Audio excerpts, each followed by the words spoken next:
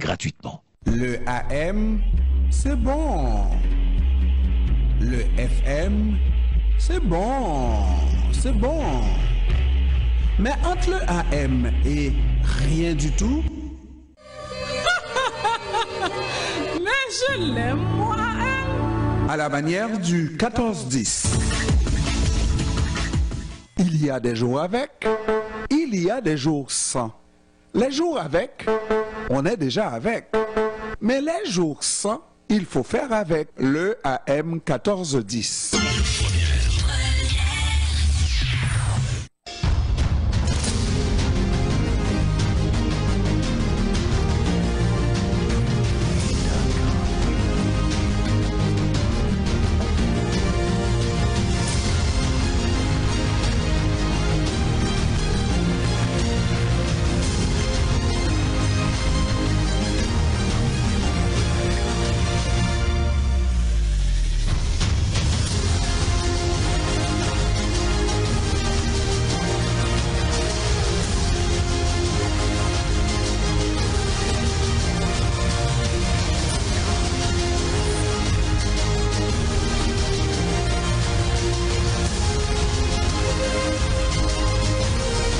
17h37 avec nous maintenant Éric Lantier, coach spécialiste en intelligence genre. Et bon après-midi Éric Lantier. Bon après-midi, Monsieur Pierre. Comment ça va Éric Lantier? Écoutez, je suis ravi aujourd'hui, Monsieur Pierre. Oui, dis-moi. Oui, ravi. Mais parce qu'en fin de semaine, j'étais avec mon épouse dans la région de Québec. Parce que dimanche, je donnais 3 interventions dans la Beauce, à Saint-Georges-de-Beauce. Saint-Georges-de-Beauce. Oh oui! Alors, je suis allé voir les jarrets noirs. Les jarrets noirs. Oui, c'est comme ça que moi, je pensais qu'il y avait que Maxime, comment il s'appelle déjà? Maxime? Bernier. Bernier comme seule attraction dans la Beauce. Ah. Elle est bien bonne. Et oui, bon, c'est une expression qu'on donnait chez les Beaucerons parce que lorsqu'ils marchaient ou ils allaient à chevaux pour se rendre à Québec, et quand on voyait que les bottines, il y avait un peu de boue dessus, on disait, ah, ce sont les gens avec les jarrets noirs, donc on sait que c'est les gens de la Beauce parce que leurs souliers sont un peu, ou leurs bottes sont un peu moins propres. Oh. Alors, ouais. C'était à l'époque. À l'époque, parce que j'ai un Beauceron là, le meilleur de toute la Beauce, mesdames, mesdemoiselles, messieurs. Il s'appelle mon ami, c'est mon frère blanc. Hein, j'ai un seul frère blanc, n'est-ce pas? Et qui est garagiste. Et il aime ses pommes, il écoute ses pommes. Hein? Même jusque dans la Beauce, il nous écoute. Il doit être ici à Montréal maintenant. Oui. Est-ce que... Ah, je crois que je sais de qui il s'agit. C'est Aidé Maré. Aidé Maré. Oui. Non, c'est Claude Gagnon. Ah bon, d'accord. Ah ah. OK, d'accord. Alors, oui, M. Pierre, je disais que j'étais en Beauce. Et donc, je suis intervenu 3 fois, une fois le matin et 2 fois l'après-midi. Et on a eu un temps d'échange. Donc, des gens posaient des questions, faisaient des commentaires. Et évidemment, ça s'adressait principalement aux couples. Donc, je parlais des principes, des différences entre les hommes et les femmes. Et le rôle, par exemple, de l'époux, de l'épouse, comment les réactions, tout ça.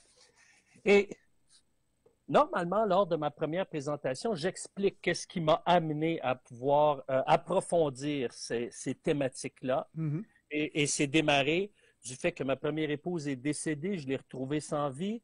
Ça m'a amené à une profonde remise en question de mon rôle d'époux, comment j'ai agi, tout ça. Et j'ai voulu faire des recherches sur les différences entre les hommes et les femmes pour, si j'avais à entreprendre une nouvelle relation, je puisse repartir sur de nouvelles bases, des bases plus solides.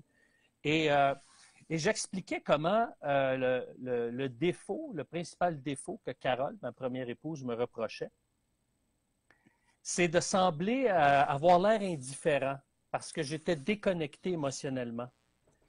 Et dans l'après-midi, au moment, vers la fin de tout cet événement-là, Il y a eu un temps de partage, d'échange, et on posait des questions, je répondais. Et il y a un homme, et pourquoi je le mentionne publiquement? Parce qu'il est intervenu publiquement. Et il a levé la main et m'a posé la question. Il dit, devant tout le monde, il a dit, je suis un homme déconnecté émotionnellement, et peux-tu nous expliquer qu'est-ce qui t'a amené à débloquer émotionnellement? Et pourquoi je le dis? Parce que je suis allé le voir par la suite. J'ai dit, je vous ai trouvé très courageux, monsieur. Et savez-vous quoi? C'est ça qui m'a touché. Ouais. Et j'ai réalisé, des fois, on fait des choses spontanément sans mesurer l'impact. Mais il m'a dit, sais-tu quoi, Éric? Ce qui m'a poussé à le dire, c'est parce que tu l'as dit, toi. Tu l'as mentionné, toi. Ouais. Il dit, ça m'a donné le courage de dire, OK, ben moi aussi, je vais l'affirmer. Et j'étais là, je dis, wow, c'est incroyable comment, lorsqu'on se montre dans nos côtés plus vulnérables, dans nos imperfections, dans nos manquements, mais ça rouvre la porte aux autres à s'ouvrir puis à grandir. Et j'étais émerveillé à cause Non, de mais ça. c'est extraordinaire. Je comprends ça. Je comprends ça. Et puis, c'est le modèle à suivre d'une certaine manière, surtout lorsqu'on a traversé ces difficultés-là avec un certain succès. On sait ce qu'on ne voulait pas, on l'a changé, n'est-ce pas? Et on est devenu quelqu'un d'autre. Éric, tu n'as aucune idée que moi-même, d'une certaine manière, mais quand les changements se sont opérés naturellement en moi, c'est pas une question d'émotion. Je pense que je suis toujours comme je suis. Je vais là où on m'emmène parce que l'émotion, bon, on essaye de garder ça le plus minimaliste possible, mais on est toujours habité par des émotions, hein, n'est-ce pas? Mais est-ce que les émotions vont avoir le dessus? Si on voit ça, on devrait se rebiffer d'une certaine manière et dire non, hein, on doit avoir le contrôle de nos émotions tout le temps. Tout le temps. Oui? Ouais, Et toutes les émotions, Éric. Toutes Ouais. les émotions amoureuses, toutes les émotions. On doit contrôler nos émotions. Moi, j'ai une perspective un peu différente, peut-être à cause de mon parcours. Moi, je dis, c'est pas tant de les contrôler, mais d'apprendre à bien les doser. Dans ce sens que on vit notre émotion parce qu'elle est là, mais on n'est pas appelé à la faire subir. C'est peut-être ça qui, pour moi, est la nuance et la Elle ne maturité. doit pas nous faire subir non plus. Elle ne doit pas nous faire subir non plus. Moi, ce que je vois souvent, c'est de jeunes hommes, surtout de jeunes hommes, qui vivent des moments difficiles en amour et qui se laissent aller, comme on dit, des mauviettes, et puis qui pleurent et qui sont en dépression et qui vont jusqu'à vouloir se suicider. Mais jamais, jamais de la vie, Éric. Jamais, jamais de la vie. Et c'est quelqu'un qui ne contrôle pas ses émotions, Éric. Il faut que tu aies un contrôle sur cette émotion-là. Même si c'est l'émotion amoureuse. C'est pas l'émotion amoureuse qui va te mener, là, Éric. C'est toi qui mènes tes émotions. La fille te dit, bon, regarde là, Éric, on a vu de tout bord et de tous côtés. Là, maintenant, c'est fini. Je t'aime plus. C'est comme ça que ça se passe, hein, Éric? Absolument. Bon, tu as quand même des émotions. Tu es amoureux de cette fille comme ça se peut pas. Il n'y a pas une autre fille au monde, selon toi. Mais est-ce que ça vaut la peine? Puisque la fille, et quand elle te dit c'est fini, et crois-moi, c'est quand c'est une femme qui te le dit, elle a réfléchi longuement, et elle a peut-être de très bonnes raisons là, pour te dire que c'est fini. Absolument. Entre autres, j'en aime un autre. Alors, Éric, qu'est-ce que tu fais? Tu pleures un bon coup, c'est normal. Ça, on ne peut pas avoir le contrôle là-dessus. Mais tout en pleurant, tu sais que tu vas renaître de tes cendres et tu vas faire ce qu'il faut pour arrêter de pleurer et puis continuer la vie et trouver quelqu'un d'autre pour refaire ta vie. Mhm.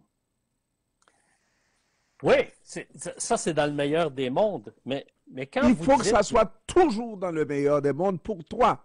Il n'y a personne comme toi qui peut t'aimer comme tu peux t'aimer. Personne. Personne, Eric. Surtout à partir du moment où la personne te dit « je t'aime plus ». C'est ça la question. Et je t'aime plus, c'est pas pour tes défauts, c'est parce qu'elle en aime un autre dans ce cas-ci. Oui. Mais c'est là, et vous touchez un très bon point, et c'est là qu'à partir de ce moment-là, parce que moi je vois une émotion comme une vague. Hein? Il y a un creux dans une vague, et il y a aussi à un moment donné, la vague, elle remonte. Hein? Il y a un creux, ça remonte. Moi, je connais très bien les vagues, parce que quand j'étais jeune, je faisais ce qu'on appelle du body surf. Hein? Je surfais sur la vague avec mon corps, et c'était un des grands plaisirs de la vie pour moi. Et donc, ce qui arrive, c'est que l'émotion, lorsqu'elle nous amène dans un creux et que cette émotion-là ne nous ramène pas à retrouver, si on veut, notre équilibre, c'est là qu'on a besoin d'accompagnement parce qu'il y a certainement, M. Pierre, quelque chose qui nous empêche de remonter. Et c'est là qu'on a besoin d'un regard extérieur pour dire, attends, qu'est-ce qui m'empêche? Est-ce que c'est parce que j'ai pas réglé la douleur de la trahison, du rejet, de l'abandon, de l'humiliation, de l'injustice. Et ça m'amène à avoir de la difficulté à composer avec ça, comme si j'ai pas ce relent.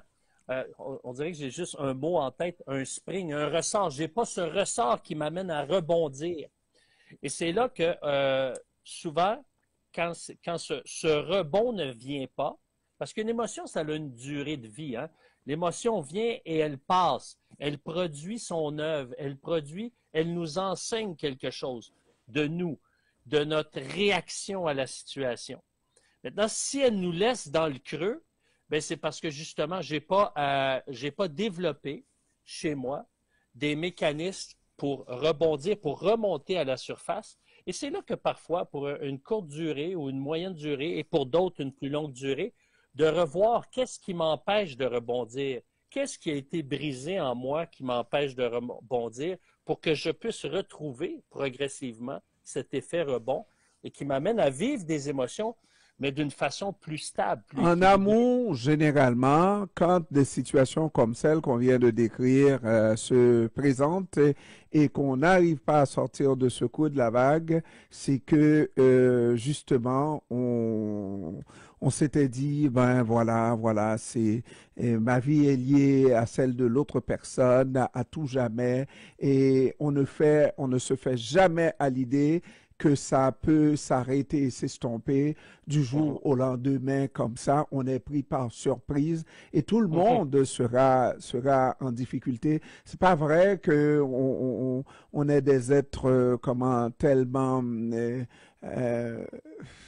réalistes, n'est-ce pas, qu'on n'aura même pas un minimum, un quart d'heure d'émotion. Non, on va avoir des difficultés, mais puisque tout est possible dans une vie, Eric, il ne faut jamais aller à l'absolu en disant « c'est certainement avec elle que je vais passer le reste de mes jours. Je serai son mari pour la vie, je serai... » Peut-être que non, peut-être que oui, on souhaite que ce soit oui, mais si c'est non, là, Eric, il faut que tu sois prête à passer outre cette réalité-là et vivre une autre réalité.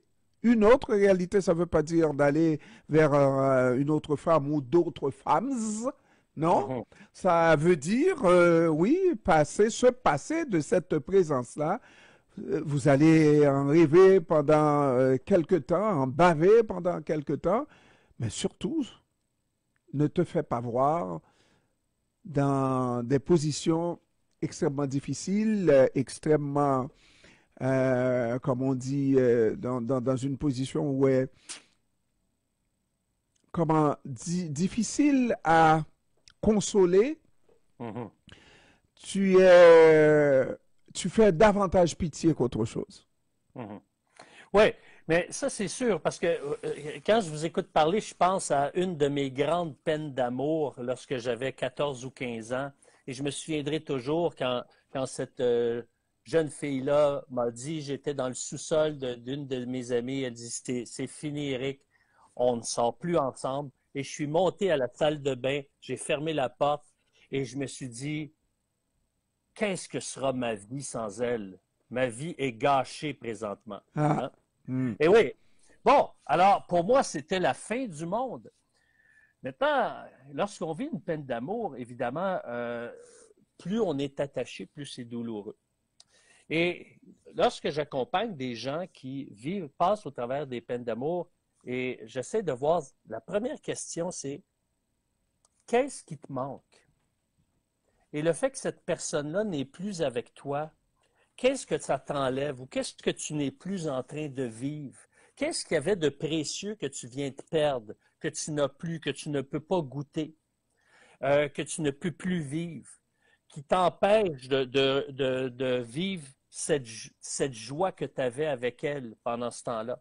Et parce que souvent, dans la peine d'amour, ce qui nous fait mal, c'est ce qu'on perd.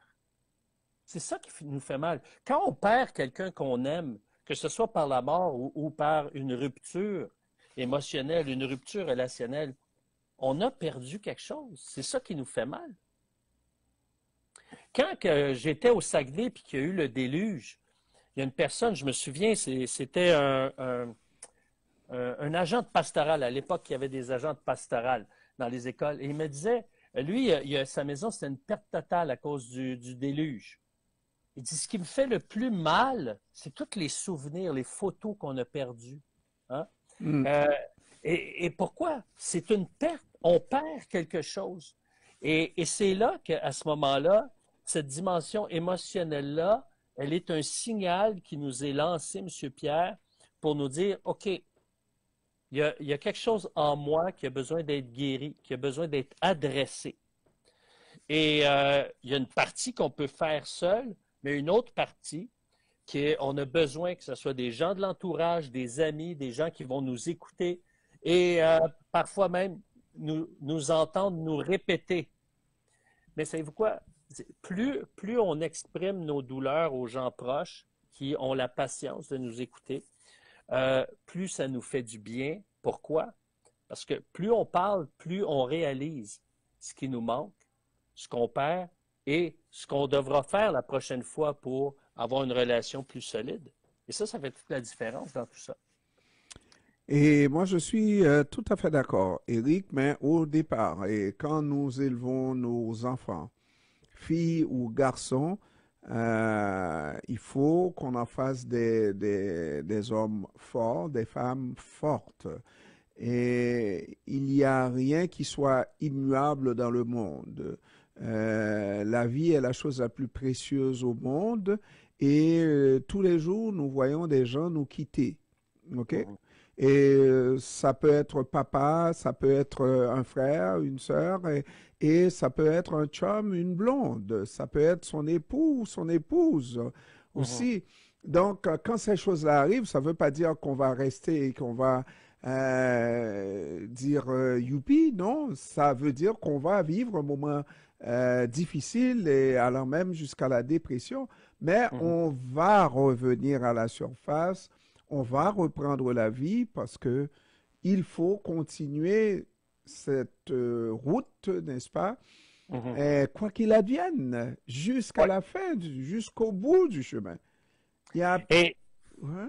Oui? Oui, vous avez tout à fait raison. Et c'est pour ça que moi j'aime bien, dans ces moments-là, me dire justement que ce soit une personne où est-ce que la relation elle est rompue, il reste que néanmoins, si on a aimé cette personne-là, il y a un héritage qu'elle nous a légué, qu'elle nous a laissé, parce qu'il y a quelque chose qui nous a attirés à vouloir faire sa vie avec, à devenir des compagnons de route.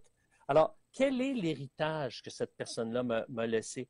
Par exemple, quel héritage mon père m'a laissé? Quel héritage ma mère m'a laissé? Ils sont décédés aujourd'hui. Et c'est ce qui fait que je peux me réconcilier avec leur départ parce que le temps que j'ai pu vivre avec eux, on a vécu des moments plus difficiles, des moments plus En amont, je agréables. pense que c'est une mauvaise démarche tout de suite. Tout de Que- suite. En amont, tout de suite, là, je pense que c'est une mauvaise démarche.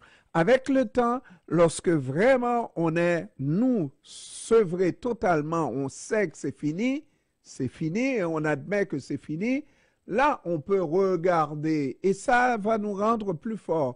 Mais je pense que ça nous affaiblit tout de suite, là, si on ne pense du jour au demain, du matin au soir, là, hein?